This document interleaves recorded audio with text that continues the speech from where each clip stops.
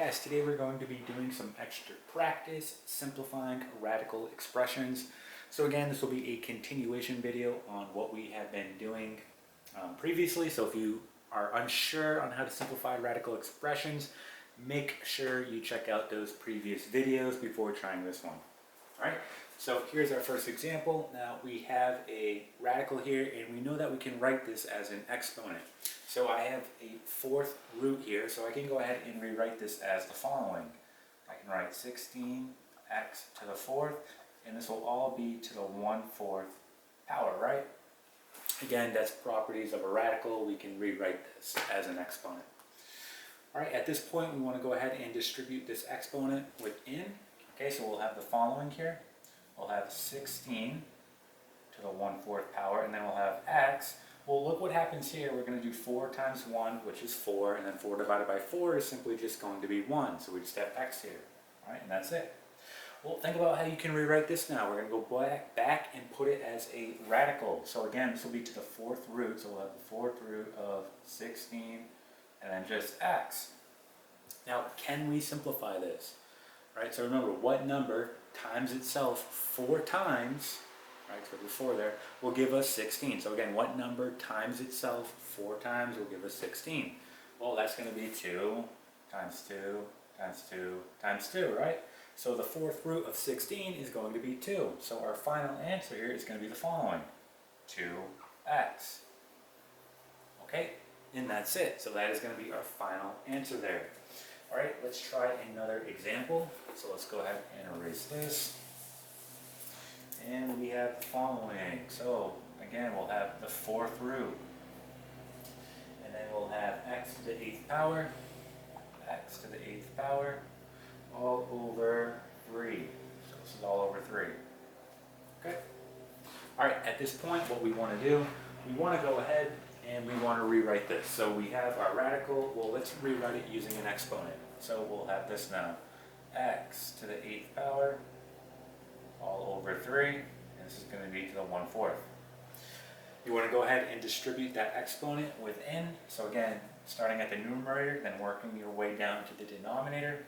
Well, 8 times 1 is going to be 8, and then 8 divided by 4 is 2, so I have x squared now. So I'll have x squared all over, well, this will just be 3 to the 1/4. Okay, again, let's rewrite this using a radical. So now we'll have x squared all over the 4th root of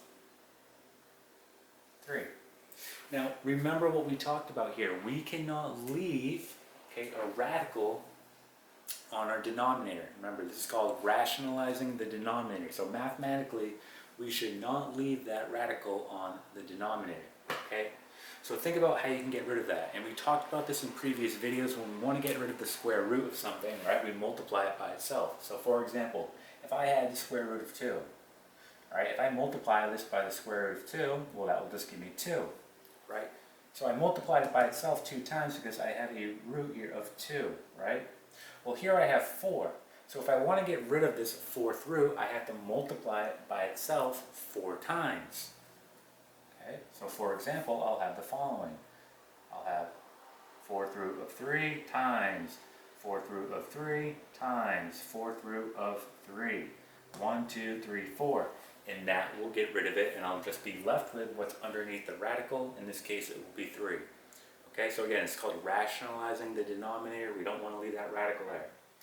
But what I do to the bottom, I also have to do to the top. So since I multiplied it by 1, 2, 3, I also have to do it here. Okay, so just make sure you do it to both the bottom and the top. Okay, so we know what's going to happen here, right? When I do the 4th root of 3 times the 4th root of 3 times the 4th root of 3 times the 4th root of 3, they'll just give me 3, right? So on the bottom, and let me go ahead and write it right here. On the bottom, we'll just have 3. And then look what happens on the top. We'll have x squared. Right? And then what is going to happen here? The 4th root of 3 times the 4th root of 3 times the 4th root of 3. Okay, well, look what happens. So 3 times 3 is going to be 9. And then 9 times 3 will be 27. So I'll have the 4th root of 27. Okay? And this problem is now done. So your final answer is right here. Okay? So that is going to be our final answer. So we have x squared times the fourth root of 27 all over 3. All right, so just make sure, okay, you do rationalize the denominator. Don't leave that radical there. All right? All right, let's try one more example, and that will be it. So let's go ahead and erase. And we'll have the following. So we'll have the cubed root of x to the 7th power times, and then we'll have the cubed root, so cubed root x squared. Okay, so let's think about what we're going to do here. So let's go ahead and rewrite this as an exponent. So we'll have x to the 7th, and this will be to the 1/3, and then we'll have times x to the 2nd all to the 1/3. Okay. Well, let's think about what we are going to do here. So how can we go about solving this? All right, so how can we go about solving this? Well, let's go ahead and distribute this 1/3, okay, inside and see what happens. So then we'll have x, and then we have 7 over 3 times x, and we have 2 over 3. Now, this is going back to algebra 1, right? Again, this is a 3, sorry.